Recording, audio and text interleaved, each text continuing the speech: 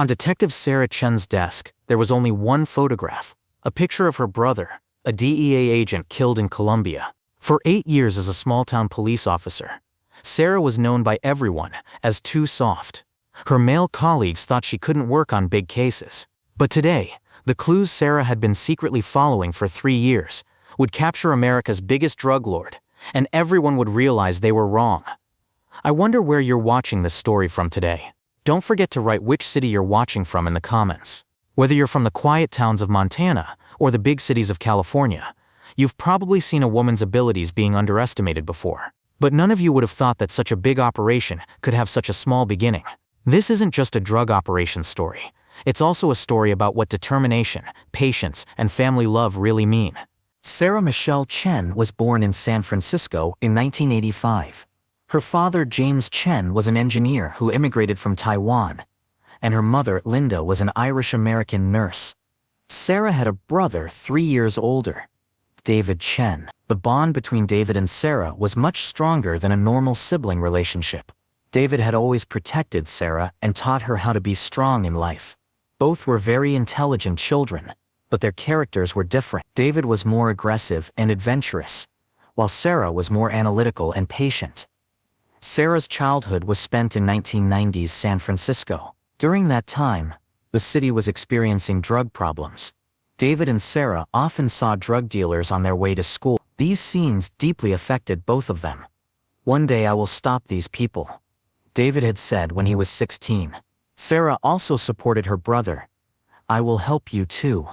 When David graduated from high school in 2003, he studied criminology at University of California, Berkeley. Sarah chose the same department in 2006. Both had clarified their goals: fighting drugs. David Chen joined the DEA, Drug Enforcement Administration, in 2007. Thanks to his brilliant intelligence and field abilities, he rose quickly. His first assignments were on America's southern border, tracking Mexican cartels. While Sarah was in college, she proudly followed her brother's achievements. Letters from David and rare phone calls were Sarah's source of motivation. In 2010, David was sent to Colombia for a special operation. The mission was to solve the financial structure of a major drug network. This operation was the biggest opportunity of David's career, but it would also be his most dangerous mission. March 15, 2012, was the day that changed Sarah's life forever. That day, David was tracking the money laundering operation of Pablo Herrera's cartel in Colombia. During the operation, his identity was exposed, and he was killed by cartel members. Sarah learned the news from the FBI. Agent Martinez had called Sarah to her home in San Francisco and told her the truth. "Your brother was martyred during duty.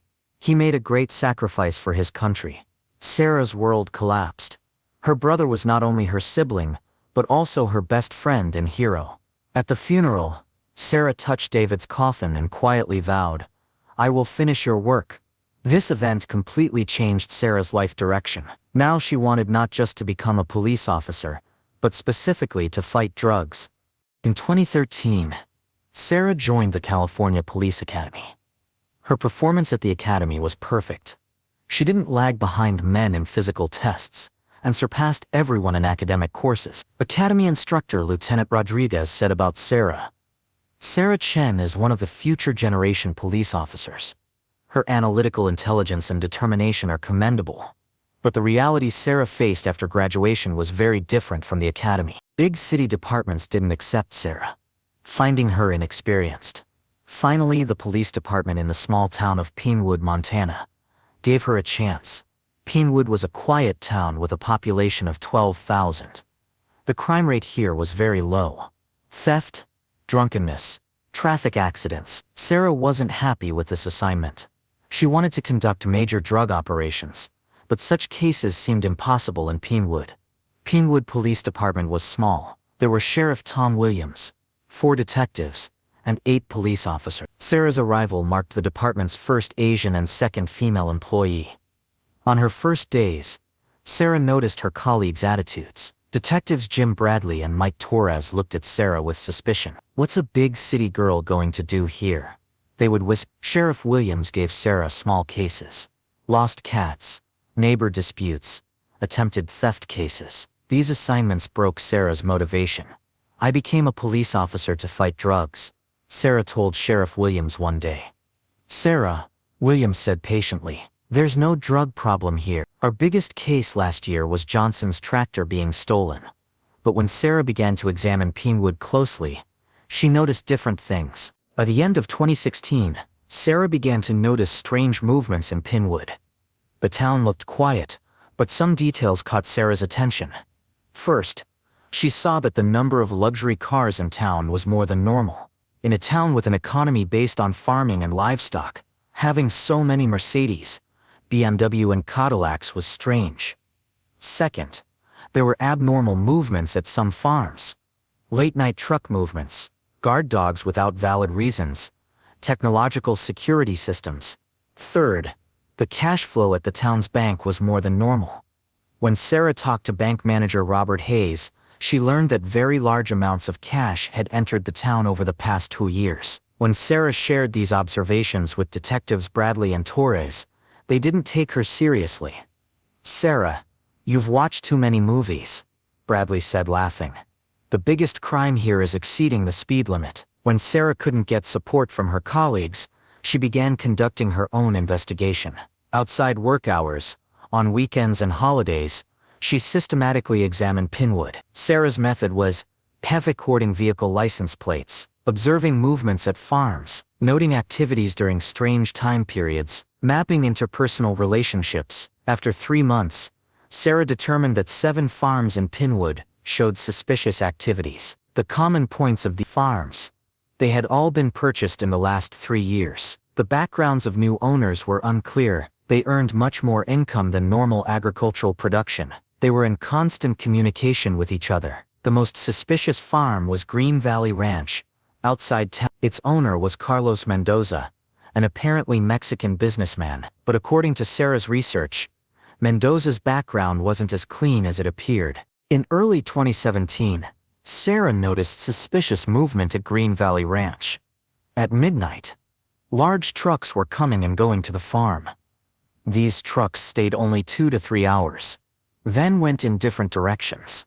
Sarah began secretly observing the farm. One night, she saw that the trucks also went to other farms in town. This showed there was a network between the farms.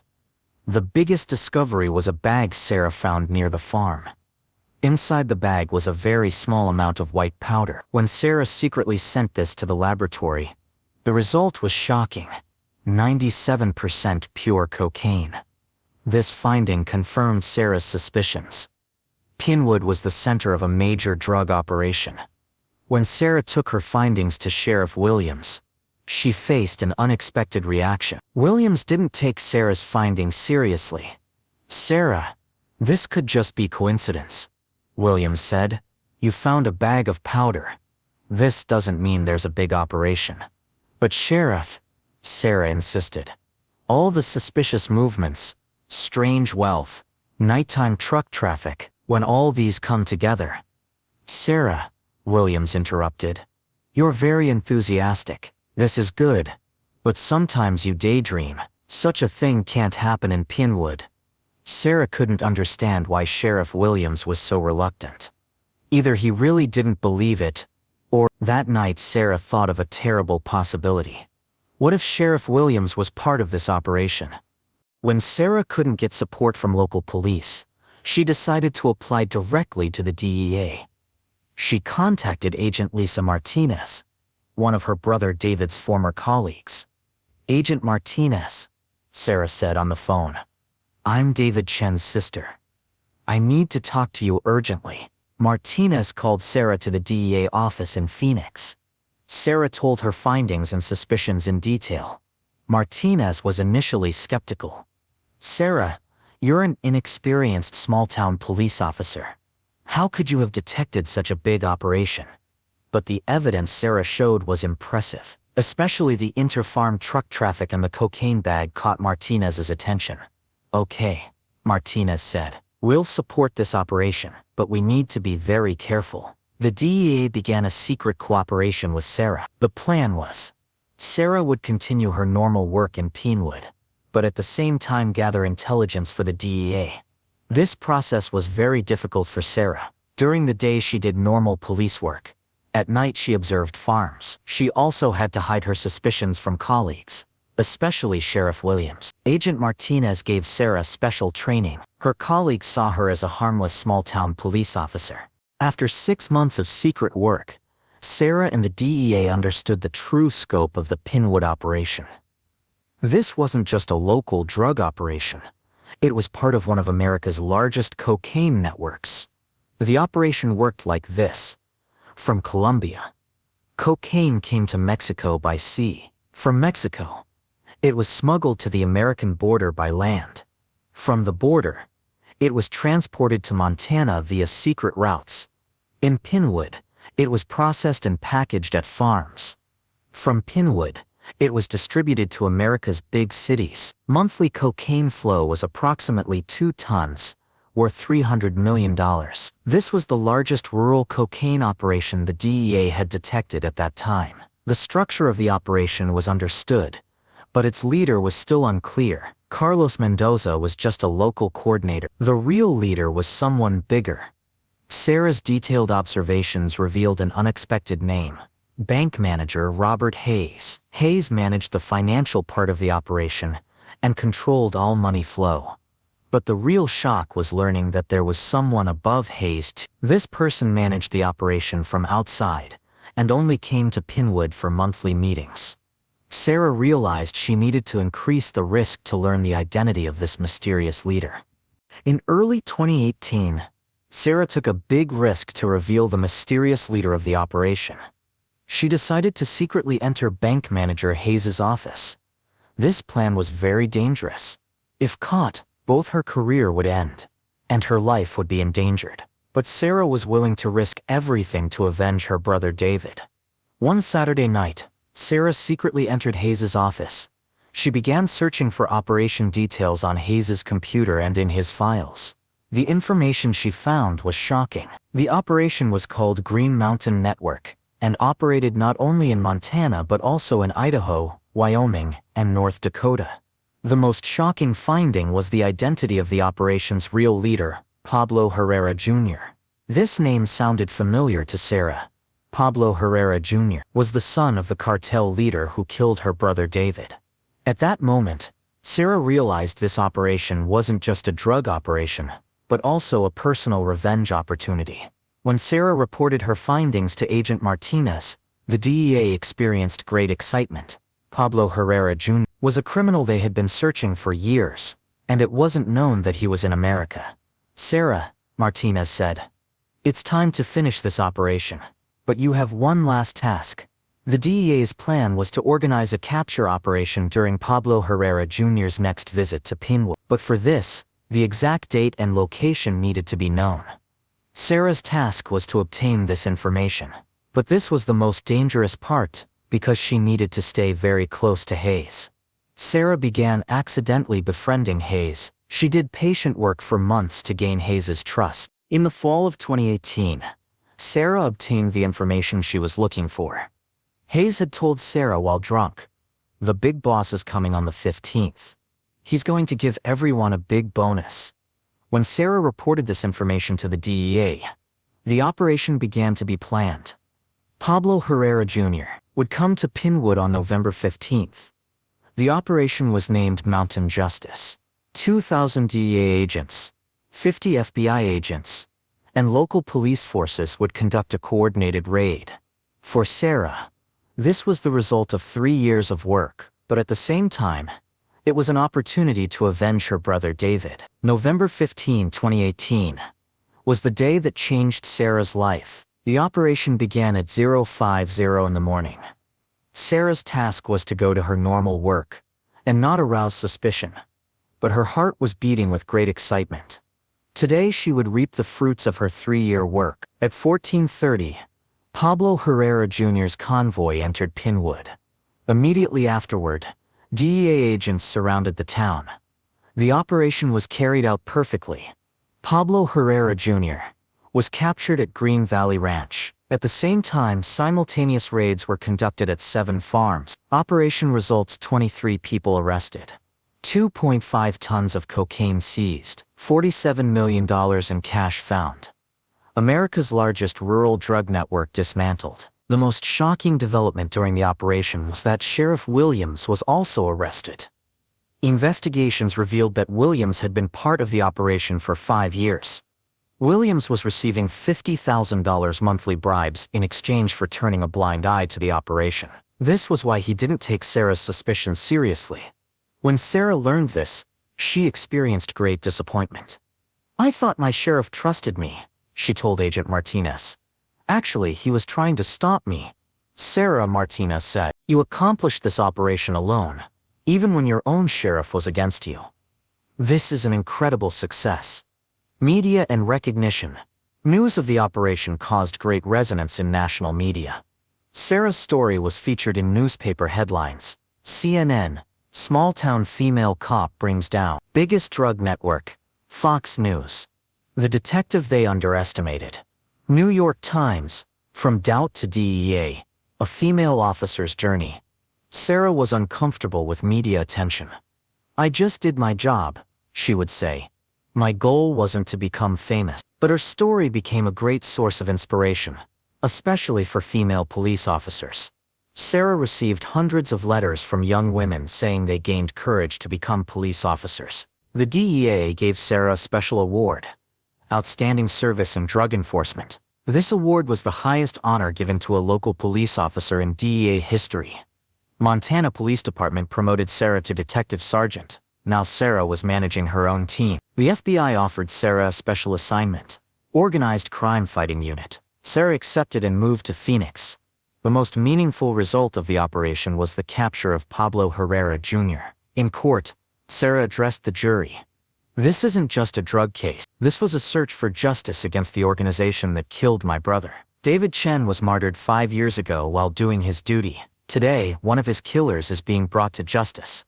Pablo Herrera Jr. received a life sentence. After the trial, Sarah looked at David's photo and whispered, "I got your revenge." In 2019, Sarah began working at the FBI's Phoenix office. She was now in a coordinator role in major drug operations. Sarah's first operation at the FBI was to bring down a human trafficking network on the Mexican border. Sarah's experience in Pinewood was very valuable in this operation.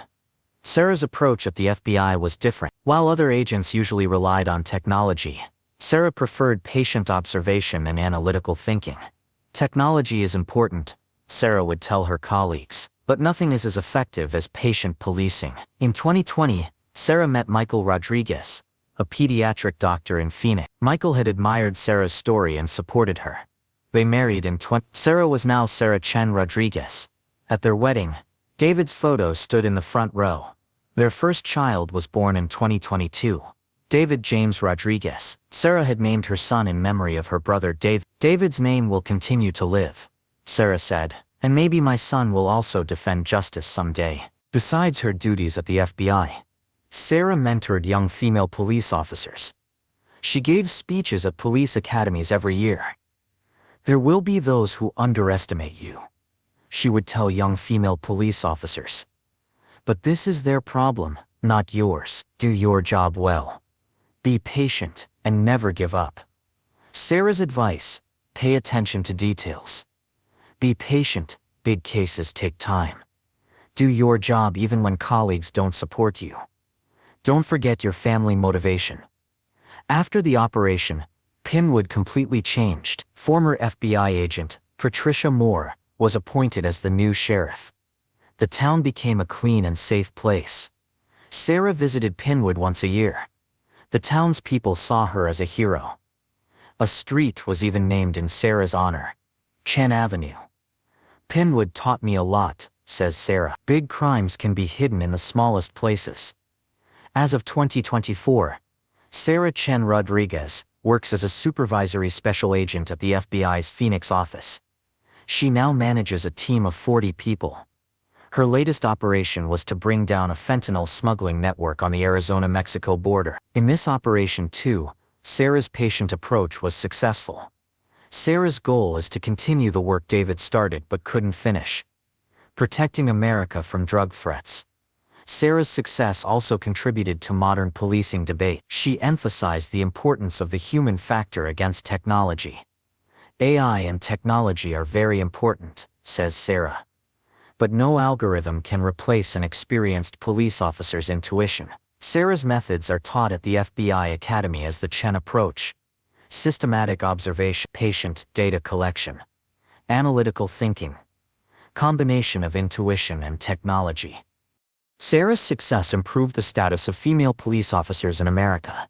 Many departments began giving more opportunities to female police officers.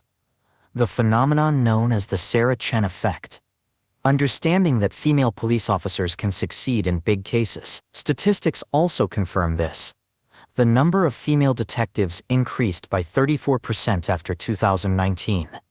The rate of female agents in drug operations rose to 28%. The success rate of female police officers in big cases increased by 15%. Sarah's story attracted interest, not only in America but worldwide. Interpol appointed Sarah as a consultant on international drug operations. Sarah gave training seminars in Colombia, Mexico, and Peru. She shared her experiences with female police officers in these countries. Drug trafficking is global, says Sarah.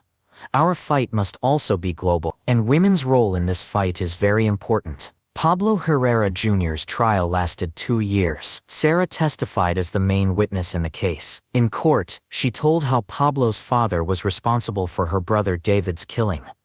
Justice came late, but it came, Sarah said after the trial. David's soul can now rest in peace. Pablo Herrera Jr. was found guilty in federal court. Drug trafficking, life imprisonment. Money laundering, 25 years imprisonment. Organized crime, 20 years imprisonment. Bribery, 10 years imprisonment. Total sentence, 3 life sentences, 55 years imprisonment. Sarah's story continued to attract media attention.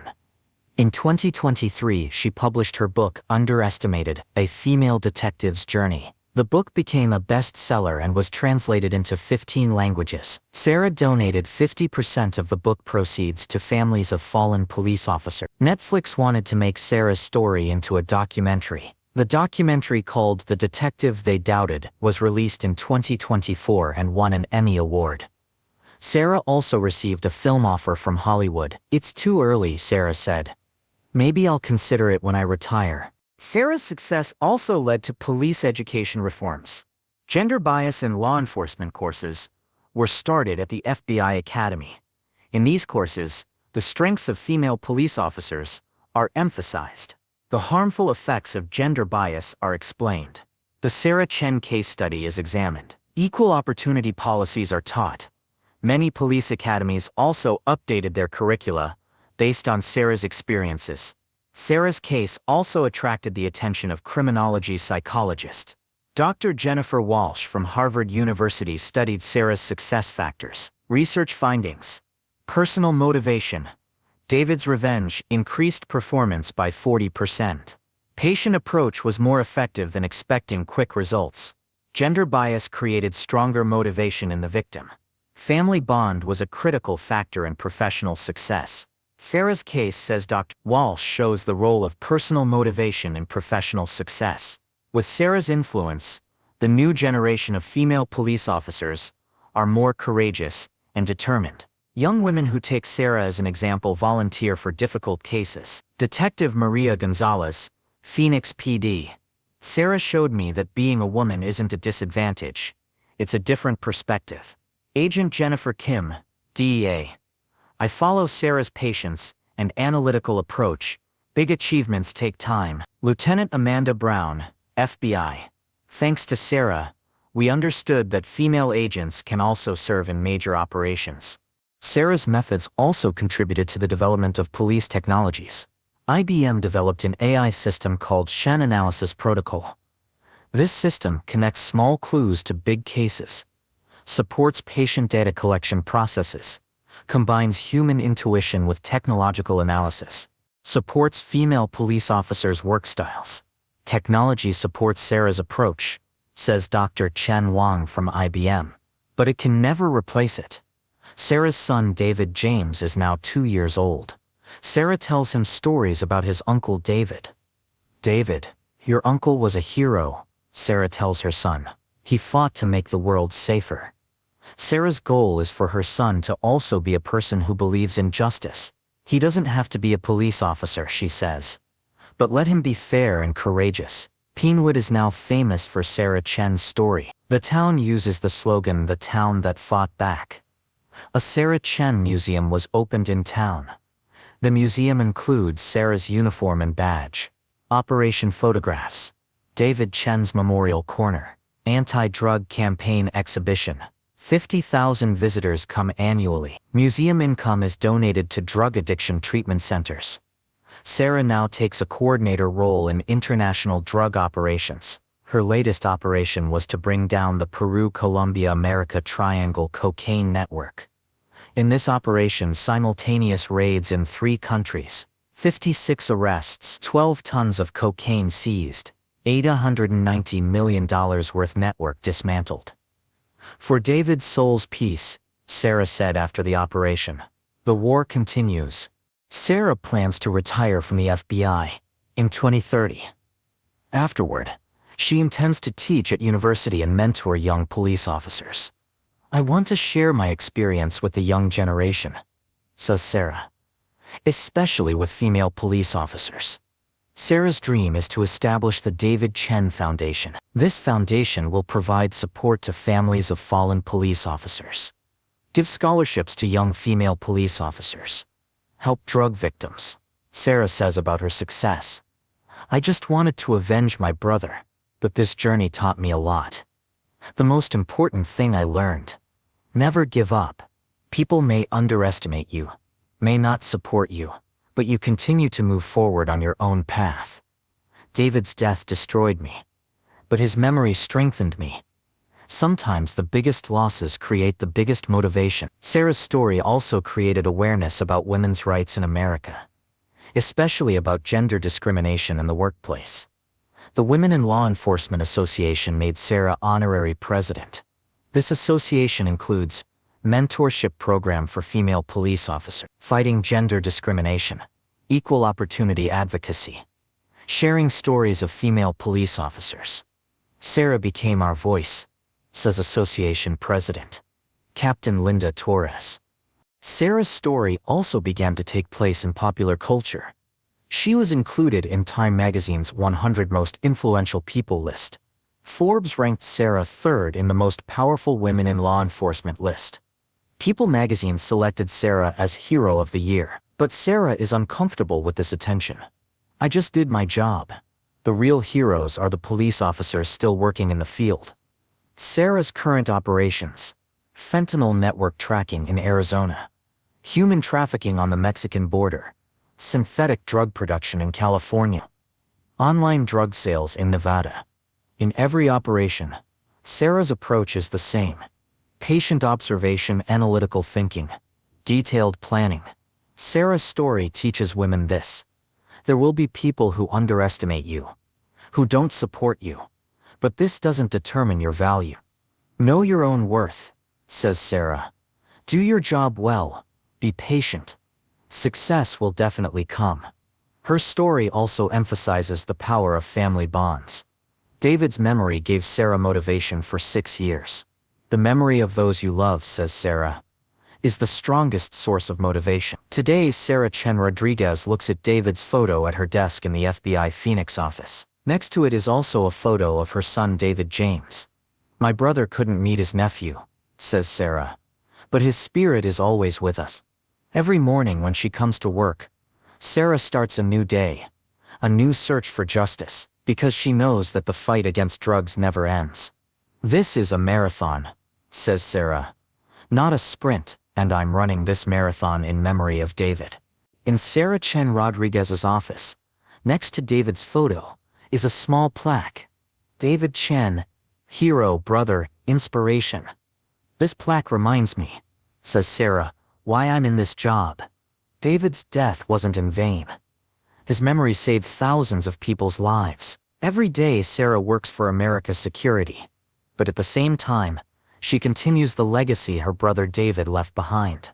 The moments when nobody believes we can do it, says Sarah, are the moments when we show our real strength. Sarah's 6-year journey is the story of how an underestimated female police officer brought down America's biggest drug network. But it's also the story of love, loyalty, and never giving up. Have you ever felt underestimated? What did this story remind you of? Share in the comments, because everyone has their own struggle story. And if this story inspired you, don't forget to subscribe, because we'll continue telling the stories of real security heroes. Every day we share the stories of silent heroes.